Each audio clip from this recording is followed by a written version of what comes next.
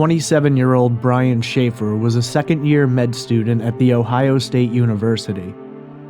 Life seemed to be going according to plan. He was 2 years away from becoming a doctor, he was dating a beautiful woman, and had plans to take a vacation with her to Miami. Tragedy struck when his mother, Renee, passed away from cancer, and though it was a heavy blow to the family, it did work to bring Brian closer to his father, Randy, and his brother, Derek. Brian took the loss hard and confided to friends and his girlfriend, Alexis, that he was struggling with it more than they knew. Just over 3 weeks later, Brian was preparing for spring break and the trip to Miami. He went out to dinner with his father and offered him support, telling him that he'd always be there for him. Alexis went out of town to visit her family, and Brian planned a night of bar hopping with his best friend, Clint Florence. Derek was invited, but due to other plans was unable to attend. On March 31st, 2006, Brian and Clint began at the Ugly Tuna Saloona in Columbus, Ohio, working their way up and down North High Street amid a flood of college students partying on the first day of their spring break.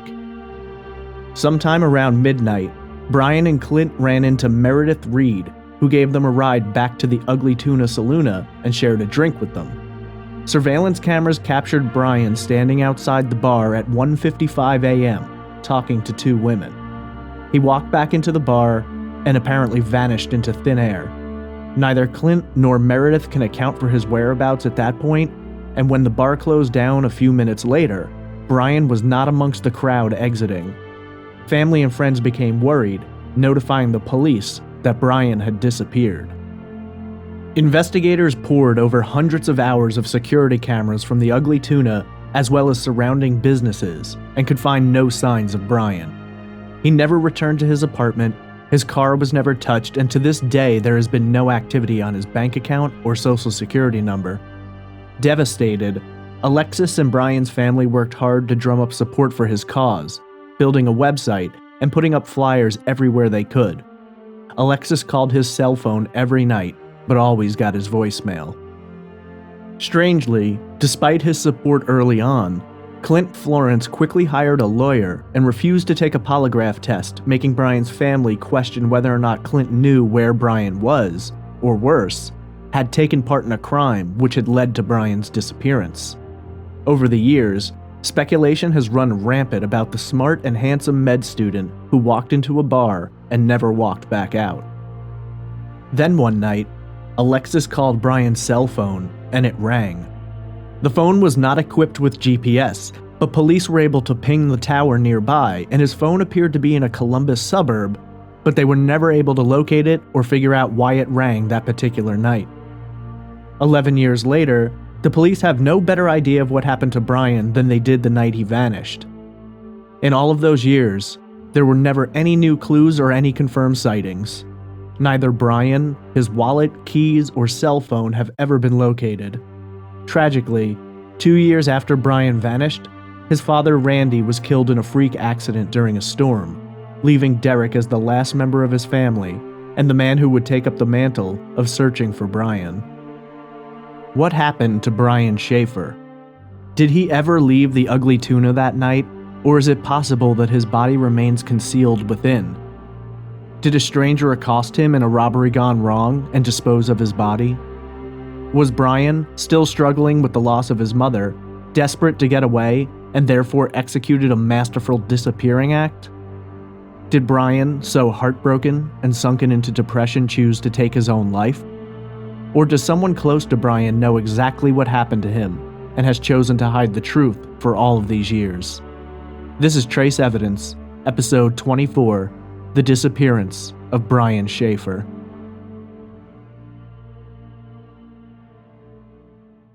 Welcome to Trace Evidence. I'm your host, Stephen Pacheco. Today's episode looks into one of the most baffling disappearances in American history. Brian Shaffer was a brilliant young man with a promising future, and then one night, he vanished amid a crowd of partying college students and was never heard from again. This case has garnered national attention and remains a perplexing riddle for which there is no easy answer. Before getting into the case, just a few notes about the show. Trace Evidence is a weekly true crime podcast focused on missing persons and unsolved murders. We are available across multiple platforms and on iTunes, Google Play Music, Stitcher, and many more. Trace Evidence has a Patreon for those of you who wish to support the podcast. It can be found at patreon.com/traceevidence. This podcast is a complete one-man operation, so if you enjoy it and wish to help support it, please check out the Patreon page. I've also set up a one-time PayPal donation link on the main website for those of you who wish to contribute but don't want to use Patreon.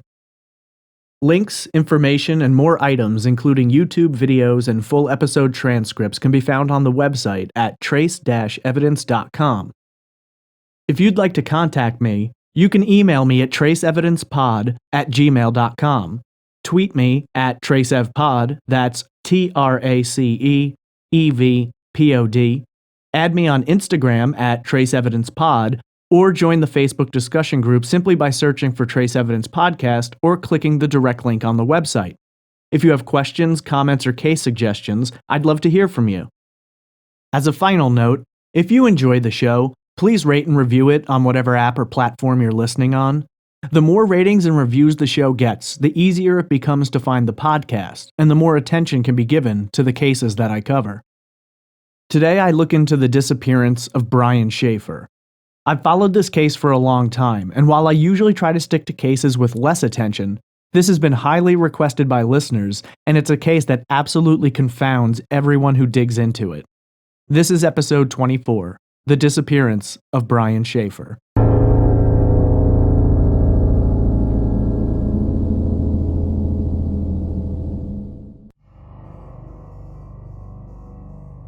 Brian Randall Shaffer was born on February 25, 1979 in Pickerington, Ohio. Pickerington is a small suburb of Columbus, the capital city, with a total size of 9.74 square miles and a population of just over 18,000. He was the oldest son of Randy and Renee Shaffer, having a younger brother named Derek. Brian was a popular kid, intensely smart, and found it easy to make friends. His drive and determination was recognized early on with his sharp focus on academics and an ambition to achieve more. Brian is described as being 6 foot 2 inches tall and weighing approximately 165 pounds. He has light brown hair and hazel eyes. Distinguishing marks are noted as a tattoo of a Pearl Jam symbol on his upper right arm and a small black dot which is present in the iris of his left eye. When last seen, Brian was wearing an olive green short-sleeve polo shirt over a white long-sleeve shirt, blue jeans, white Adidas shoes, and a rubber yellow cancer awareness bracelet. Brian would go on to graduate from Pickerington High School in 1997, where he had previously been captain of the tennis team, heading on to The Ohio State University for his undergraduate work. He worked part-time for JCPenney from 1997 to January of 2002, after which he took a break to focus on his studies. In 2003, he obtained a bachelor's degree in microbiology, began working for Ohio State University Hospital as a radiology tech assistant, and after a short break from school, became a medical student at Ohio State University College of Medicine in 2004. Sadly, during his second year of med school, Brian's mother Renee passed away after a battle with myelodysplasia, a rare form of cancer. Brian was heartbroken by the loss and found himself in the difficult situation of pursuing a career in the medical field while watching his mother succumb to the terrible disease. Following her passing, Brian posted on his MySpace page saying, quote, "My mom was the greatest, most wonderful person in the world," end quote. Close friends said that Brian put on a strong face for his family, but internally was having a hard time accepting the loss, and that it was extremely painful for him. Despite his drive and focus, there was a side to Brian that only close friends were aware of. Being a med student is an extremely challenging position full of long nights, little sleep, and endless study. But for Brian, his true dreams existed somewhere in the relaxed lifestyle of tropical island living. He reportedly told friends that he would love to be living on a tropical island somewhere, playing in a band, and running his own bar. He made references to Jimmy Buffett and Margaritaville, and would sometimes say that medical school was simply for the time being, but his ultimate goals in life couldn't be achieved inside the walls of a university. Despite this image of himself in a Hawaiian shirt, strumming along on his guitar near a sandy beach, Brian had things which kept him close to home. On his MySpace page, Brian described himself, quote, "I'm a second-year medical student at Ohio State University, only 2 years to go. I have an awesome and amazing girlfriend. She's super hot and lots of fun. I really love music, and this whole doctor thing is really just a job, only temporary, until I get my band together and put out a record. I want to own an island someday, or at least a beach, so I can listen to Buffett all day and drink margaritas with my senorita." End quote. Brian had begun dating fellow med student Alexis Wagoner. According to Alexis, quote, "I thought he was cute, and one of my friends told him at a concert, and then he called and asked me if I wanted to go have dinner and study, and that's how it started." End quote. According to Alexis, the relationship was going smoothly. They had met one another's parents, spent a great deal of time together, and were highly supportive during the trials and tribulations of trying to balance medical school and a personal life. According to Alexis, after Renee passed away, Brian admitted to her that he was really struggling with the loss. He was in a dark place, and suggested to her that she may be happier with someone else. However, Alexis had said that this was a result of his depression about his mother's passing, and that he was able to pull himself out of it, and things between the two got back to the bright and happy place they had been previously. Actually, things began to become more serious between them. Brian purchased tickets for he and Alexis to take a trip to Miami. They were meant to fly out on Monday, April 3rd, 2006. Friends close to Brian have said that he planned to propose to Alexis while on vacation with her, but sadly, the flight would come and go, and neither Alexis nor Brian would be on it. Friday, March 31st was the last day of classes for Brian before spring break started. Brian was looking to celebrate. Spring break was finally here, and he had his trip to Miami with Alexis all set to go after the weekend. But that weekend in particular was going to be about having fun with friends and family, celebrating his achievements, and just all around good times. He met his father Randy for dinner early in the evening. The two traveled to Reynoldsburg to an Outback steakhouse, and Randy described his son as seeming very positive. According to Randy, he was still struggling with the loss of his wife, and Brian was there for him. Randy would later say, quote, "He seemed to be in pretty good spirits as far as that, and he gave me more comfort that night than I might have given him. I got the same thing that my wife and I had gotten for a long time there, and it kind of saddened my heart. I started to shed a few tears, and he said, 'It's all right, Dad. I'll be with you as much as I can.'" End quote. Brian was very supportive of his father. It had only been 3 weeks since his mother had passed away, and the tragic loss, though devastating, had brought Brian, his father, and his brother Derek closer together. Randy was proud of his son, but was also concerned about him. Brian had just come out of a long run of cramming for exams, and he looked tired.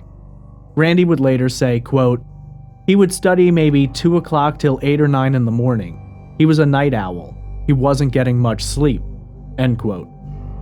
Brian told Randy that he had plans to go out that night, and though Randy understood his son's desire to celebrate and enjoy his time off, he couldn't help but feel like Brian may have benefited more from staying in and resting.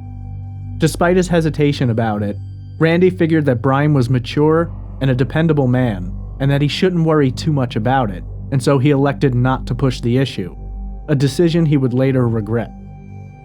Brian had made plans earlier to go out with his good friend and former dorm roommate William Florence, better known as Clint. His girlfriend at the time, Alexis, was out of town for the weekend, visiting her parents in Toledo, though she was very excited about the vacation they had planned together.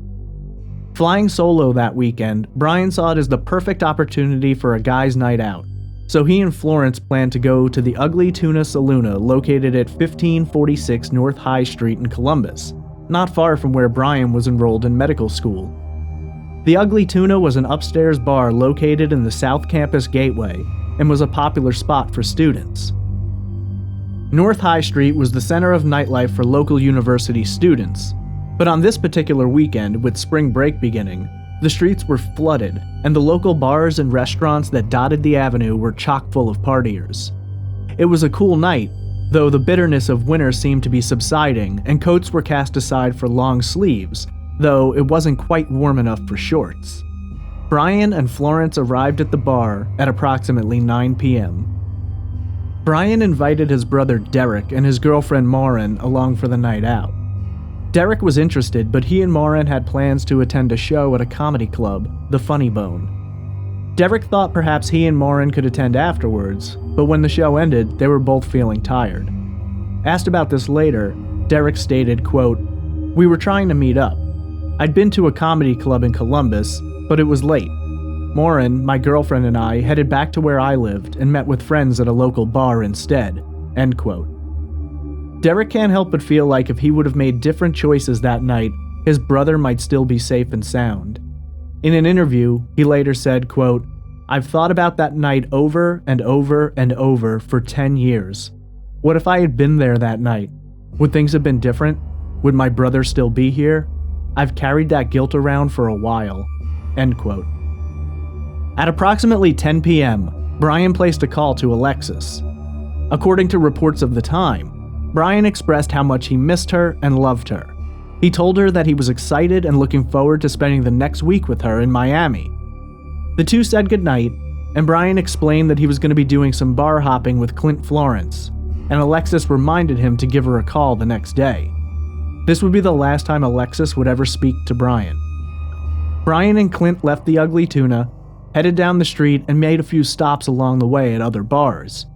It was a pub crawl, in a sense, with the two heading in and getting a shot or two before moving on to the next location, headed in the direction of the Arena District. In one particular bar, called the Short North, the two men ran into Florence's friend, Meredith Reed. Perhaps due to the time, or the crowd, Brian and Florence asked Reed if she would give them a ride back to the Ugly Tuna. It was nearing midnight, and Reed told them that would be fine, and in fact, she'd come in with them and have a drink. Surveillance camera footage later obtained by investigators clearly shows Brian, Florence, and Reed taking the escalator to the upstairs bar of the Ugly Tuna at 1:15 a.m. on Saturday, April 1st, 2006. From this point forward, surveillance footage becomes important as a witness to the events of this evening. Surveillance footage captured images of Brian at 1:55 a.m., standing at the top of the escalators talking to two women who Clint would later identify as classmates from Ohio State.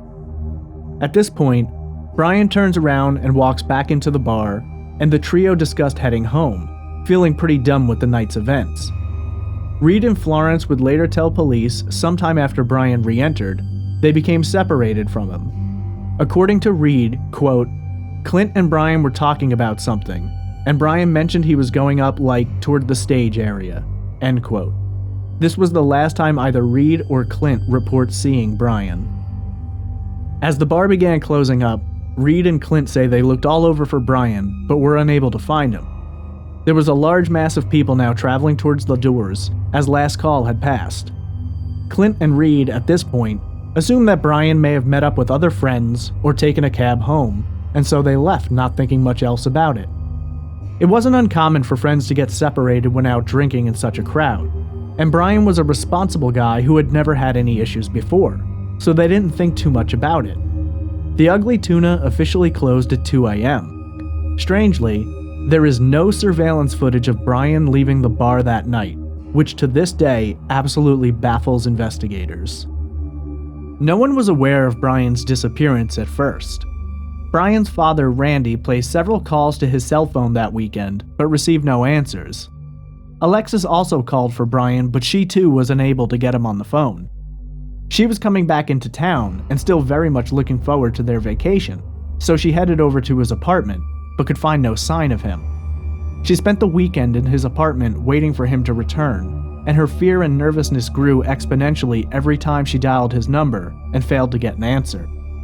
Finally, Alexis called Randy and told him of the situation. Alexis would later state, quote, "I was kind of starting to worry Saturday night, and by Sunday morning, when I hadn't heard anything, I was really thinking there was something wrong." End quote. Concerned, though not yet frightened, Randy placed a call to Brian's brother Derek and told him that Brian might be missing. Derek's first thought was that Brian had spent the weekend partying and was staying over a friend's place. He even harbored the possibility that the whole thing was just a prank Brian was playing on them. It was, after all, the weekend of April Fool's Day. When asked about the call, Derek stated, quote, "Dad said Brian was missing. He asked if I could go to his apartment and see if he was there, so I drove to his place. The lights were on, so I thought, oh good, he's back home. But Alexis was there, not Brian. That's when we knew something was up. No one had talked to him since Friday night." End quote.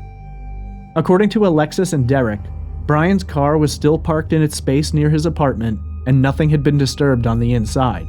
There was no sign to suggest that Brian had ever come home. When Monday came and went, with Brian never contacting anyone and now missing the flight to Miami, Randy Shaffer contacted the Columbus police to report his son missing. Police began their investigation by talking to friends and family and going to the Ugly Tuna. A combined reward was quickly put together, with $2,000 supplied by Crime Stoppers and another $5,000 from the Ohio State University College of Medicine and Public Health. While police were conducting the initial stages of their investigation, Brian's friends and family began covering campus and surrounding streets with flyers advertising his disappearance. When asked about whether or not foul play may be involved in the disappearance, police were hesitant to speculate. Talking about Brian and Alexis, Sergeant Mike Wood stated, quote, "Everything was set up for these two to take this trip to Florida. That's what makes this unusual." End quote. Police took copies of surveillance footage from the Ugly Tuna, as well as conducting door-to-door canvassing of the surrounding area. Randy Shaffer brought in search dogs to assist in the effort, and while they initially hit on what may have been Brian's scent, they were unable to follow it anywhere and did not hit on it again. Little came from the police's questioning, and Sergeant John Hurst, who would lead the investigation, stated early on, quote, "So far, the leads we've really taken haven't taken us too far. We have a few leads that we're still working on that we haven't fully developed. Once those develop, hopefully, they'll give us some directions." End quote. In a plea to the public, Randy Shaffer said, quote, "He means so much to me. I lost my wife. I don't want to lose my son too. Please help me find him." End quote. Police searches intensified. They searched every dumpster and waste receptacle in the large area surrounding the Ugly Tuna, and were even granted permission by the city to go down into the sewers, and still came up empty-handed.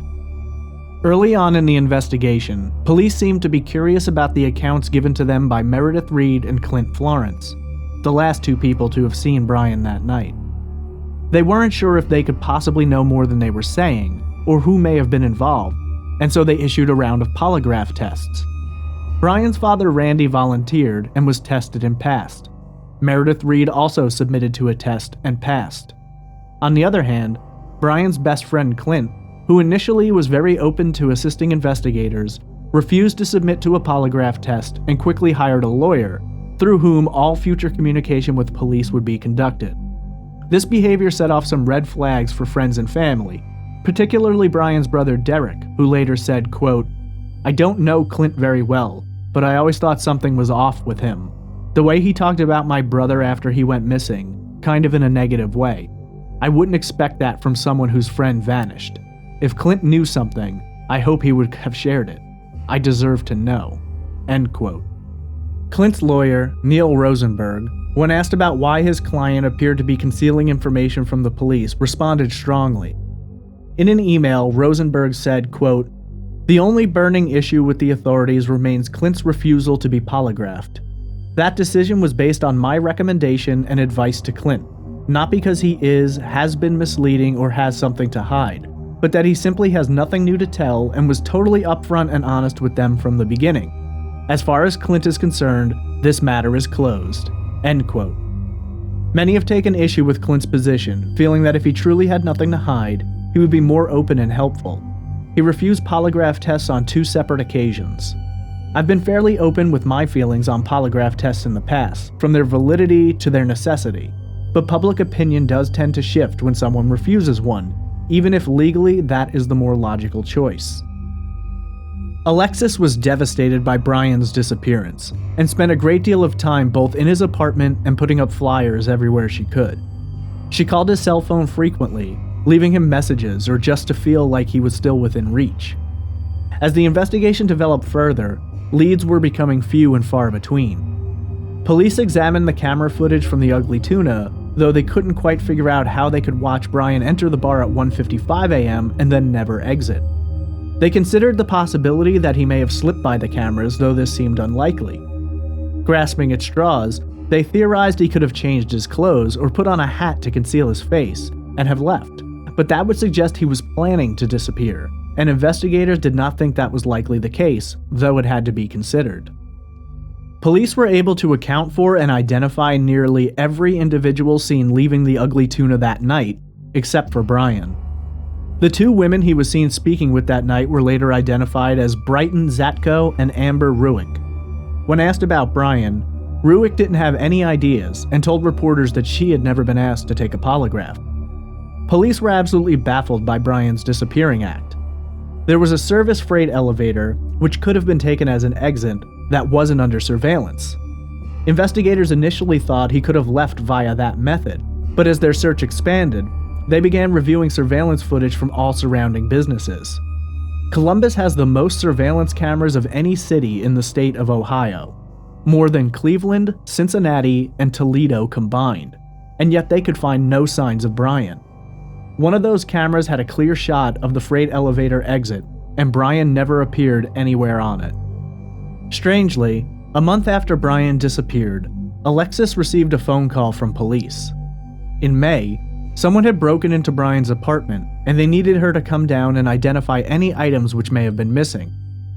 As a result of their investigation into the break-in, police were able to determine that there was no connection between the crime and Brian's disappearance, and was likely committed by someone who had noticed the apartment seeming vacant. Brian's father, Randy, set up a website, findbrianshaffer.com, in hopes of getting more tips or information about his disappearance. Later in the month, a Pearl Jam concert happened in Cincinnati, and Brian had previously purchased tickets. Alexis couldn't bring herself to go, so she auctioned the tickets off on eBay and added the money to his reward. Eddie Vedder, the frontman for Pearl Jam, read off Brian's description during the show and dedicated a song to him. I'm gonna play a short clip of Vedder talking about Shaffer during the concert. This last April, a young man named Brian Shaffer kind of went missing. He looks like he's in his 20s. He's 6'2", real handsome guy, and he's got a Pearl Jam tattoo on his upper right arm. And he's going to med school. You may have heard about this already. If you have, I apologize, but I don't think it would do any harm to bring it again to everybody's attention. If you look into this, it's out there. Findbrianshaffer.com. That's his name, Brian Shaffer. And it feels like he's one of our own. And if you have any information, there is a reward, but you can also remain anonymous by calling Crime Stoppers Ohio. There's information on NBC4, and like I said, he's one of us, and we miss him here tonight, and hopefully we can have a happy ending to this. If you have any information or idea, we're friends. A few psychics came forward claiming to have information regarding Brian's disappearance. Bill Mitchell alleged to have a vision of Brian and stated, quote, "When I saw his picture Monday night, I immediately tuned into him and felt he'd been drinking too much over the weekend. He's gone through a recent tragedy. His mother's passed away. I think he was just a little too drunk to really make it home safely. I feel positive that he's alive, but I feel there has been an injury. I keep feeling impact in my abdomen." End quote. Despite the efforts of so-called psychics, no new information was gleaned, and the case quickly became a startling mess of theories with no supporting evidence. Not a single shred of evidence could be found to suggest what could have happened to Brian that night. His keys, wallet, and cell phone were never recovered. Detective Andre Edwards dedicated hundreds of hours to watching and rewatching footage from the Ugly Tuna that night. On several occasions he thought he had spotted Brian exiting, But each time he showed the footage to friends and family, enlarged and sharpened, they were unable to confirm that it was Brian. When asked about Brian's movements that night, Edwards stated, quote, "I can say with 100% certainty that Brian Shaffer did not go back down that escalator." End quote. Cadaver dogs were brought into the bar to investigate the possibility that Brian had been murdered or possibly died and was somewhere inside the bar. There were no hits. Police began monitoring Brian's cell phone as well as his bank accounts, but there has not been any activity on either to suggest that Brian was still alive. Police had two essential theories from the get-go. One was that Brian had chosen to leave town. They considered information from his friends and family about the difficulty he'd been going through since losing his mother, and his dream of living on an island somewhere. Despite this possibility, they couldn't help but suspect foul play was involved, though they wouldn't discuss what specifically made them lean this way, other than the fact that Brian had made future plans and was unlikely to abandon his family during such a difficult time. Days began changing into weeks, and weeks into months without any sight nor hope of locating Brian. Alexis continued her daily routine of placing calls to his cell phone and immediately getting his voicemail. Then, in September, one of her calls was met with the sound of ringing. The phone rang a total of 3 times before sending her to voicemail. She called back, wanting to hear the sound again. She later wrote on her MySpace page, quote, "I kept calling it to hear it purely because it was one of the best sounds I have ever heard, even if no one picked up." End quote. Brian's cell phone was on the Singular network, and they had 2 possible reasons as to why his phone may have rang. They suspected it could have been a glitch which allowed Alexis to hear a ring, though in reality it likely was not ringing. They also put forth the possibility that at that time, his phone may have been powered on. Unfortunately, Brian's phone wasn't equipped with GPS, making it impossible to get an exact location. The police were able to ping the tower and found that the call originated from Hillard, a town located 14 miles northwest of Columbus. Further investigation developed no new leads or information, and Brian's phone was never recovered. A psychic contacted Randy and told him that he believed Brian's body could be recovered from a river somewhere beneath a bridge. As a result of this, friends and family began conducting searches of rivers in the area. Police joined in, searching several rivers, but were unable to find anything pointing them in the proper direction. A theory began to develop that Brian's disappearance may in some way be connected to the smiley face murder theory. In short, the smiley face theory suggests that several bodies discovered in waterways around the Midwestern United States were not the result of accidental drowning, but were actually victims of murder. Graffiti was typically located within close proximity to the bodies depicting a smiley face. For the most part, this theory is dismissed as pure speculation, and smiley faces are an extremely common form of graffiti. A year after Brian's disappearance, friends and family began planning a prayer vigil and memorial of him in hopes of bringing the community together and possibly generating some leads. In mid-March, prior to the vigil, police recovered skeletal remains 60 miles away from where Brian had vanished. A man who was out in the woods collecting aluminum cans happened upon the remains and notified police. They were determined to be a year old. The family held their breath for 2 days as the remains were examined, but ultimately they turned out to be those of a female. The prayer vigil went forward, taking place outside of the Ugly Tuna. Friends and family gathered, saying prayers for Brian, hanging new flyers, and hoping beyond hope. Another year would pass, and in September of 2008, tragedy would once again strike the Shaffer family. A heavy storm swept through central Ohio, and Randy Shaffer was out in the yard cleaning debris. At approximately 6 p.m., a strong gust of wind knocked down a tree, and it struck Randy, killing him. His body was discovered the next day by a neighbor. In the course of just 3 years, Derek Shaffer had lost his mother to cancer, his brother had vanished, and then his father was killed in a freak accident. Randy's obituary appeared online, and someone commented on it claiming to be Brian. The poster wrote, quote, "Dad, I love you. Love Brian. U.S. Virgin Islands." End quote. Police immediately tracked down the IP address of the poster, and it was discovered to be a hoax. Shortly after Randy's passing, Clint Florence's lawyer, Neil Rosenberg, exchanged several emails regarding Brian's disappearance and Clint's disinterest in taking a polygraph. Rosenberg claimed to have spoken to several detectives working the case, and that they had allegedly suggested to him that Brian may still be alive. Rosenberg took this to mean that Brian had chosen to run off. In the emails, Rosenberg stated, quote, "If Brian is alive, which is what I am led to believe after speaking with the detective involved, then it is Brian and not Clint who is causing his family pain and hardship. Brian should come forward and end this." End quote. Derek Shaffer chose to respond, saying of Clint, quote, "As soon as detectives started getting involved, that's pretty much when he had no contact with anybody. I've always thought he definitely knows something, just won't come forward with it. If Brian did take off somewhere, if that is the case, we just always had a strong feeling Clint would possibly know that." End quote.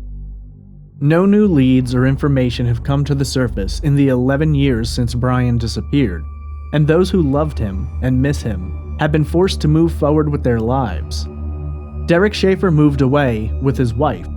He still works in Central Ohio and remains hopeful that someday he will have answers. Alexis Wagoner spent the better part of the first year waiting for Brian, hoping that he would return someday. Eventually, she boxed up his belongings and kept them in her closet, and finally had to let go and move forward with her life. She has since become an OBGYN, is married, and has 2 children. She still speaks out about Brian whenever possible, and has been a part of multiple media interviews. Sergeant Hurst, the lead investigator on the case, took it extremely personal, as did those who worked beneath him. Hurst, now the head of the Columbus Police Department's Physical Abuse Unit, stated, quote, "The detectives involved in this case became personally and emotionally involved. It's still a case we very much think about and talk about today." End quote. When asked if more than 10 years later, if he believes it's possible that Brian is alive, he responded, quote, "There is a possibility he is alive, but if you look at the probabilities that he isn't alive, those are just as great." End quote. When asked about whether or not he believed Brian was murdered, Hurst said, quote, "There is nothing we have been able to recover that shows he succumbed to foul play, so again, the probability of that isn't as great as he just walked away." End quote. Sadly, he concluded his statement by saying, quote, "The answers that everyone wants, everyone needs. I don't know if we will ever find them." End quote. Several theories have sprung up in the 11 years since Brian Shaffer walked into the Ugly Tuna Saloona and vanished into thin air. With such a strange disappearance, it would be even stranger if there weren't more than a few theories. The police have chosen not to reveal which theories they think are most strongly possible, but others have spoken out, including Brian's friends and family. The first theory, which always exists in cases where adults vanish, is that Brian Shaffer chose to walk away. Many point to his struggles with depression after the passing of his mother, his dreams of being on a tropical island someday, and his candid remarks to Alexis about moving on and finding someone who could make her happy. Some even believe that Clint Florence may know Brian's whereabouts.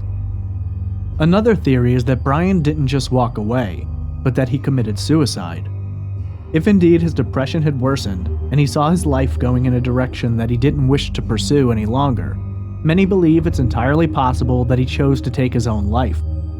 The fact that his body was never recovered makes others question the theory, but it cannot be ruled out completely. Some believe the very thin theory that Brian fell victim to the alleged smiley face killer. Aside from the fact that the theory has been rejected by law enforcement, and even the FBI, there are those who examine the cases with which it is associated and see the possibilities. A common theory is that Brian Shaffer fell victim to foul play of one form or another. Though the specifics are unknown, many speculate that his body is somewhere inside the Ugly Tuna. Despite exhaustive search efforts by police and the use of cadaver dogs, this is still a pretty popular theory amongst online detectives. Of course, how Brian met his end is another matter. Some speculate that Brian was accosted by a total stranger, while others believe it was someone he knew and trusted. Speculation has run rampant that Clint Florence was involved in the disappearance of Brian Shaffer.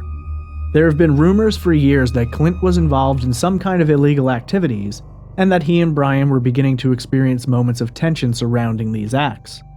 Some have gone so far as to allege that, Following the loss of his mother, Brian became involved with Clint in some kind of illegal business, and when things went sideways, Clint chose to kill Brian and conceal his body. Clint's alleged involvement is only spurred on more by his lack of cooperation and refusal to take a polygraph. It has been over 11 years since Brian Shaffer vanished, and not a single piece of evidence has ever been recovered. Those who loved Brian have been forced to move forward, accepting that they may never have answers. A handsome, intelligent 27-year-old med student went out for a night of celebration, had plans for a dream vacation with the woman he was possibly going to propose to, and never came home. His father tragically died, never having known Brian's fate, and Derek remains the only member of his family to still live with the uncertainty.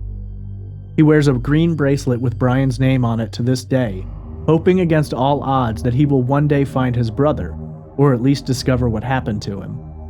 A $25,500 reward is still being offered for information leading to Brian's whereabouts. Until someone comes forward, police come up with a break in the case, or Brian himself is found, the vanishing of Brian Shaffer remains one of the most mind-boggling and baffling disappearances in American history.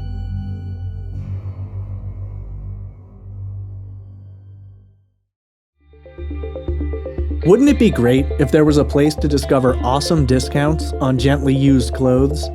There is. Swap.com. Swap.com is the world's largest online consignment and thrift store.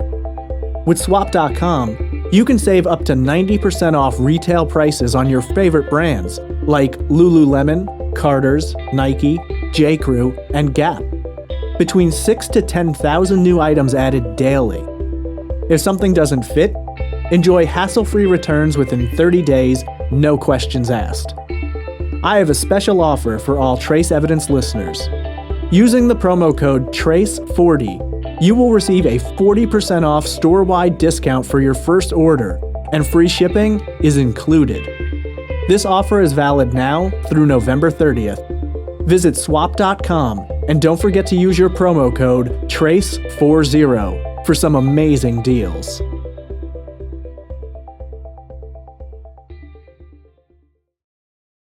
The disappearance of Brian Shaffer is one of the most well-known vanishings in American history. It's an incredibly baffling story. I know I've personally spent a lot of time researching it even before I knew I was going to cover it. The idea that a man can just vanish into thin air from inside of a bar surrounded by security cameras and nothing is ever found is as startling as it is tragic. What I've experienced with a lot of coverage on this case is an intense focus on what, but not nearly as much on the who, and I wanted to put Brian himself more in the spotlight. Obviously, what happened to him is incredibly important, but who he was, or is the real story. The Shaffer family was struck by a terrible string of tragedies. First, Renee Shaffer, Brian's mother, passed away after a short battle with cancer. Anyone who has ever been touched by this terrible disease has had to say goodbye to a loved one as they slowly fade, knows how incredibly heartbreaking it truly is. Brian was in med school when his mother passed away, and I can't even begin to imagine the pain he must have felt knowing that his mother was sick and he couldn't do anything to help her. Plus, with his knowledge of the disease, he likely knew more of what was happening to her on an anatomical level, more so than anyone else in her life. Despite that, he was there for her as much as he could be. She became his hero because of how hard she fought and how brave she was. As is often the case, tragedy can sometimes draw families closer together, and that is exactly what happened here. Derek, Brian's brother, has been very open about the fact that following the passing of his mother, Brian was in communication more often, and the two felt closer than they ever had. Renee passed away just 25 days before Brian vanished, striking yet another blow to the family who were already in mourning. 2 years after Brian went missing, his father Randy was tragically killed when a tree fell on him during a bad storm, leaving Derek as the sole remaining member of his family, and the one who would be left with the haunting question of what happened to his brother, a question which has yet to be answered. So what happened to Brian Shaffer? As many detectives have discovered, that's a much easier question to ask than it is to answer. There are several different theories that cover a wide array of possibilities, most of which are still debated on forums and websites all around the world. The first theory I'd like to focus on is one which is almost always present in cases where adults disappear, and that's the theory that Brian Shaffer chose to leave and that his disappearance was of his own doing. Much of this theory revolves around the loss of Brian's mother. Friends said that he was handling it, but that it was really hitting him harder than he was showing. Alexis had said before that, during that period, he made mention of breaking up. He was in a dark place and felt like she would be happier if she could find another guy who was more available to be the loving boyfriend. Between his mourning and his studies, there wasn't a lot of time for him to play the role of boyfriend. We also know, based on his MySpace page and statements that he made to friends, that Brian wasn't all about the doctor life. He saw it as a job, but not as a life. His dream was to be on a tropical island, maybe own a bar, play in a band, and just live a chill and relaxed lifestyle. Immediately following his disappearance, police considered that he may have gone somewhere like the Virgin Islands, someplace tropical in nature that he didn't need a passport to reach. Then there was the hoax comment on his father's obituary, which later made police feel like this was a viable theory until they discovered the truth. Even Brian's own family members, including Derek, have said that they didn't think it was completely impossible that he may have chosen to run off. It isn't hard to imagine that someone in his position might feel the need to escape for a little while, but there are several factors which I believe make this theory less likely. Firstly, Brian had plans for a trip to Miami with Alexis, with whom he had reconciled and apologized for his earlier words about breaking up. He was clearly in love with her, and a week's vacation in Miami sounded just like the kind of adventure he needed. In addition to this, he had just had dinner with his father, who he could see was struggling with the passing of his wife, and had assured him that he would be there for him as much as he possibly could be. I didn't know Brian, but from everything I've read, he certainly doesn't sound like the kind of man who would promise to be there if he knew he was going to leave. On top of all that, factor in that there has never been activity on Brian's social security number or bank account. Sure, it's possible that he ran off somewhere, had some loose cash available, and is making it, but it seems unlikely.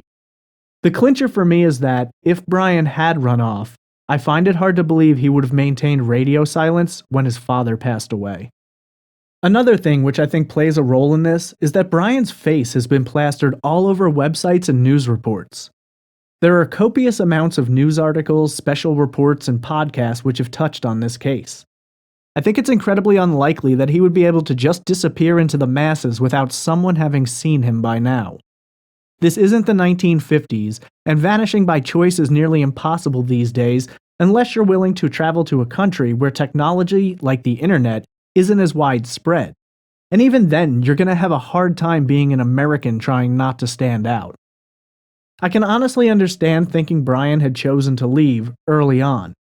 After the first year or two passed, and with each subsequent year, I believe the possibility becomes less and less likely.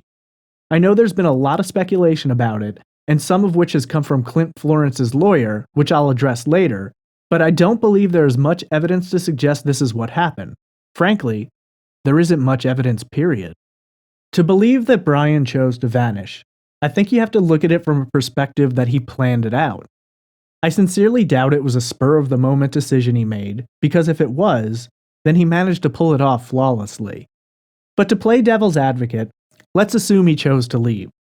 That means he did so without making any preparations that we know of. He wasn't bringing anything with him except for the clothes on his back. He would have had to have known a way around the Ugly Tuna security cameras, as well as the other hundreds of cameras in the area. He left his car behind, and public transportation wouldn't have been an option unless he could somehow conceal his identity. He would also have to have known that he was leaving behind an already devastated family and a loving girlfriend. I know that sometimes people make these decisions, and we've certainly seen instances where people have elected to disappear and successfully done so, but I simply don't see that in this case. Although it's possible, I do not believe that whatever happened to Brian was by his own choice. The second theory in this case is that Brian didn't run away, but instead committed suicide. Most of the logic behind this theory stems from the same place as the theory that he ran away: depression, feeling overwhelmed, The intense loss of his mother and his inability to accept that he was going to be a doctor, while his dream of being on an island sat on the back burner. Depression can overcome your senses, and people who are severely depressed often view suicide as the only way out. It doesn't matter how successful you are, or the way you're perceived from those in your life. We just recently saw 2 tragic suicides by famous musicians, which speaks volumes about how outward appearances can be deceiving. Brian appeared to be a happy-go-lucky, focused and dedicated med student with a bright future, which may have even included a pending engagement. Unfortunately, in many instances, that stuff doesn't matter as much as the pain a person is feeling and their sense of hopelessness. Factor in a lot of alcohol, and you've got a recipe for disaster. So is it possible? Absolutely, but there are several things which lead me to believe this wasn't the case. First and foremost is planning. Typically, someone who's in the mindset of committing suicide doesn't make future plans. This isn't always the case, but if someone is suffering from depression and doesn't want to commit to future events, it's often considered a warning sign.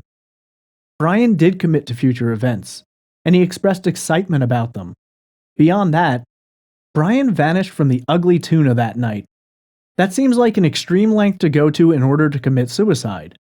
Typically, suicidal people are not overly concerned about their bodies being discovered, at least not to the point that they will make sure it can't be. Brian's remains have never been recovered, which seems fairly unlikely in the case of a suicide. He could have jumped from a bridge, ended up in a river, and simply hasn't been found yet, but considering the lengths police and family went to search for his body, that also seems unlikely. Police have suggested that suicide has to be considered a possibility in this case, and when there's so little to go on, you probably have to consider every angle. Brian certainly could have committed suicide, but to me, that doesn't seem like the most likely scenario here. How does one make the decision to commit suicide and also manage to completely vanish from a very public bar? That's the part which makes me question everything. If he'd gone home that night and there was some record of it and then he vanished, I'd think it was a little more probable, but the question of how he managed to disappear is what drives at the heart of this case. Is it possible that the police simply missed Brian, or that he did manage to sneak out via some way in which no surveillance camera in the entire city ever spotted him?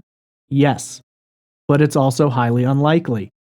It's impossible to try and imagine the mindset of someone who has become suicidal. All of our instincts fight to make us survive, and many who have attempted suicide have admitted that they regretted it as soon as it began. It's impossible to know for sure, but I do not believe that Brian chose to commit suicide that night.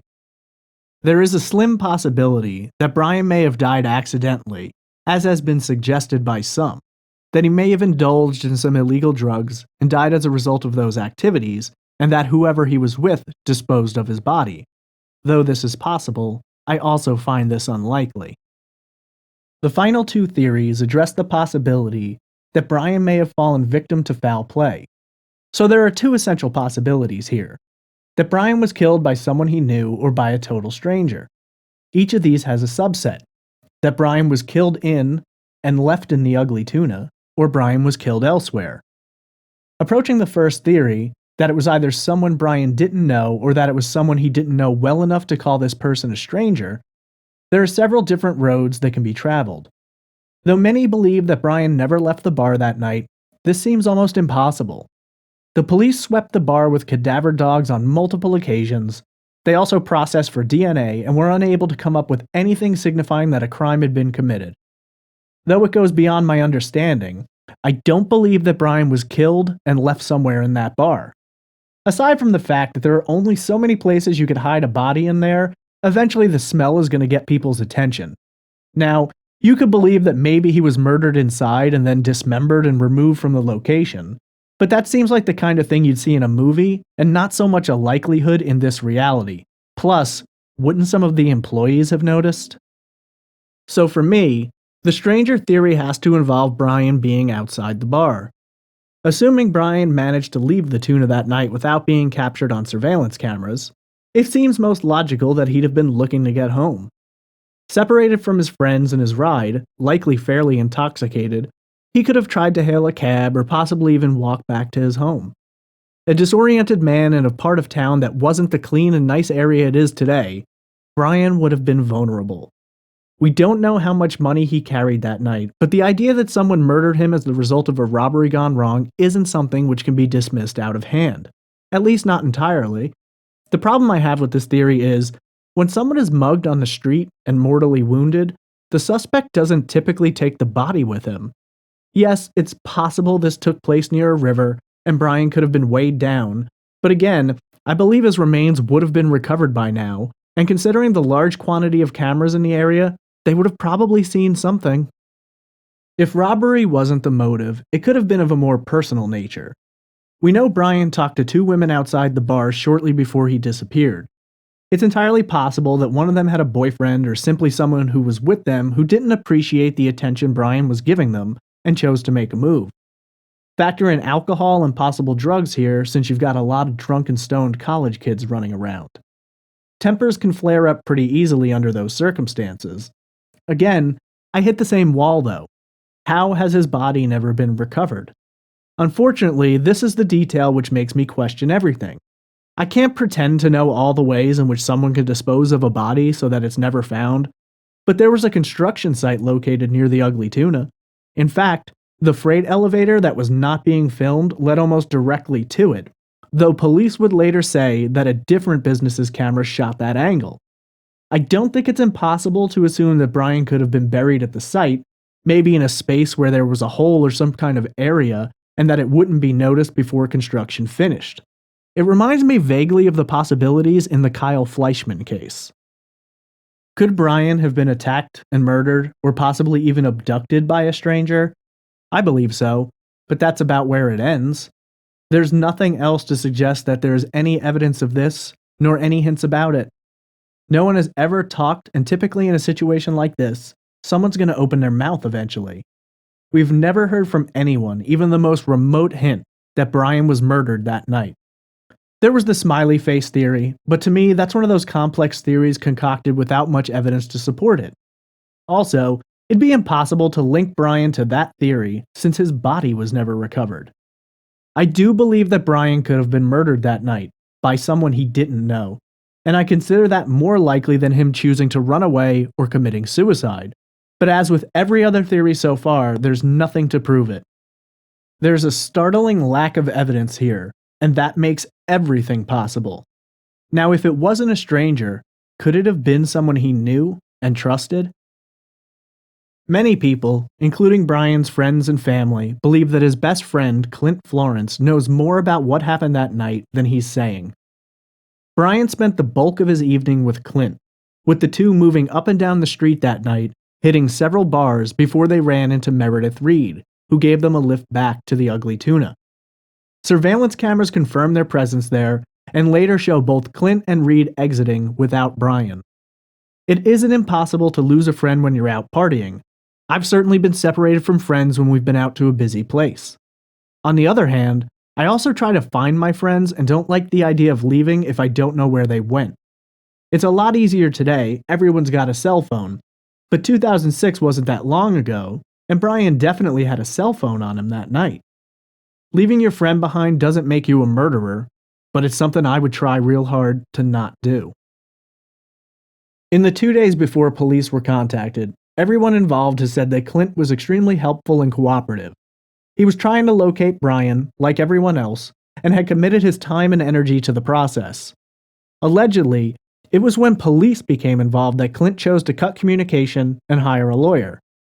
Many view this as a suspicious act, and even for me, I admit it's hard to not see it that way. But we don't know what police said to him. If they hinted early on that they suspected him of something, then he was intelligent to hire a lawyer, even if he played no role in the disappearance.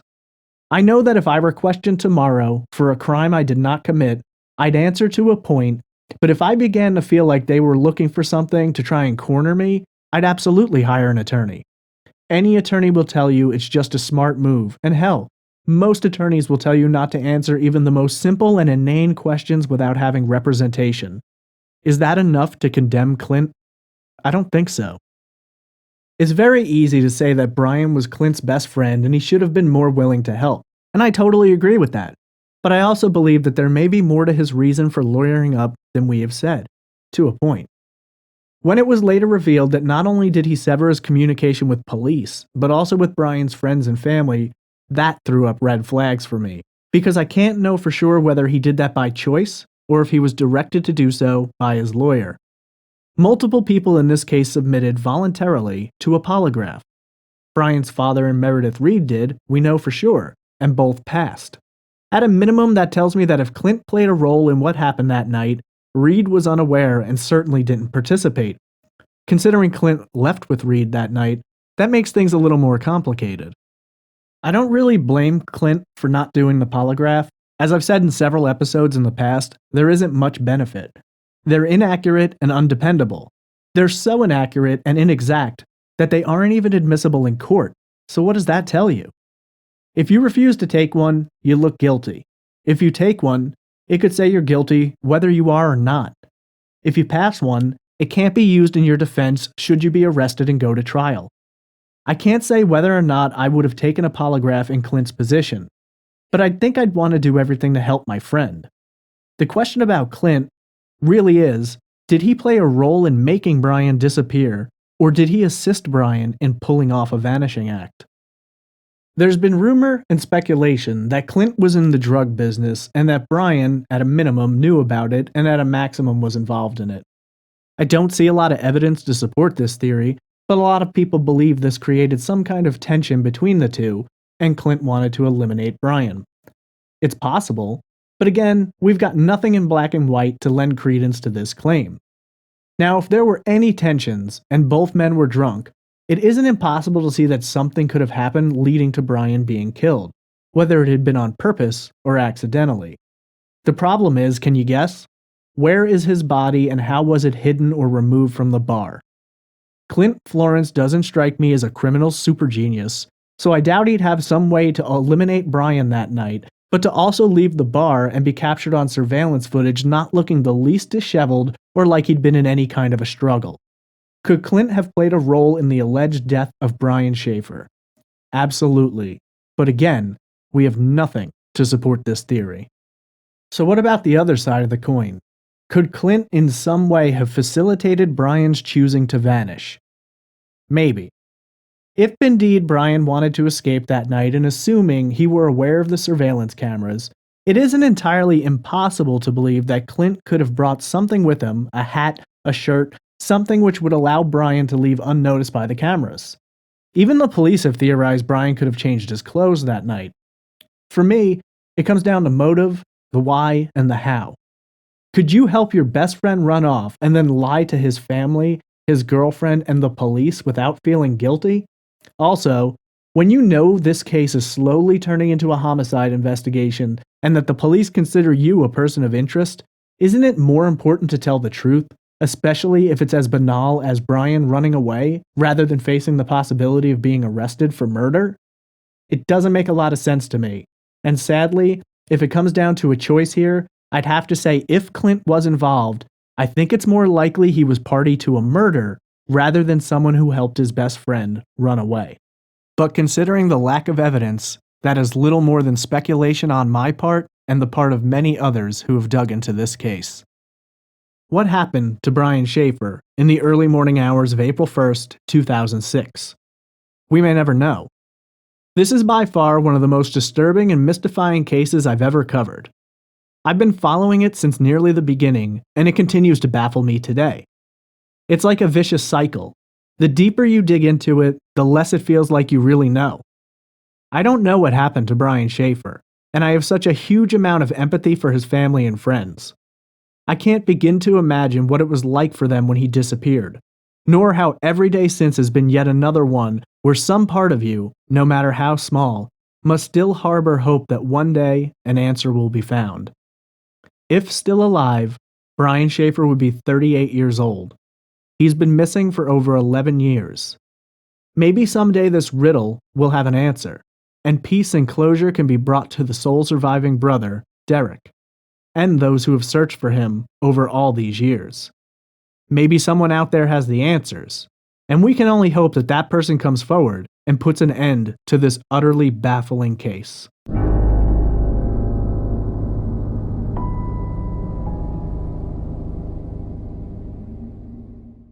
If you're interested in finding more information about the disappearance of Brian Shaffer, there are many websites and news stories about it.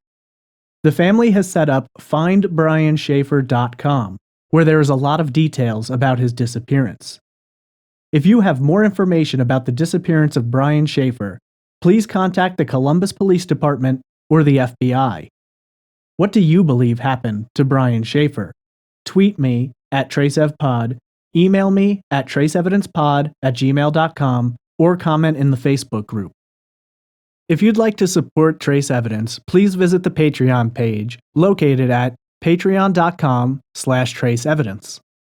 I want to thank you for listening to this episode of Trace Evidence and invite you to check out our website at trace-evidence.com. You can find links to the Patreon, social media accounts, as well as places to go to download the podcast and subscribe. I'm always eager to hear your feedback. If you enjoyed this episode, please give us a good rating on iTunes and leave us a review. This will greatly help our reach and bring more attention to the cases I cover. Thank you for listening, and I hope you'll join me next week for another unsolved crime on the next episode of Trace Evidence. I'm going to leave you with a promo for another true crime podcast I've recently discovered that I think you might enjoy.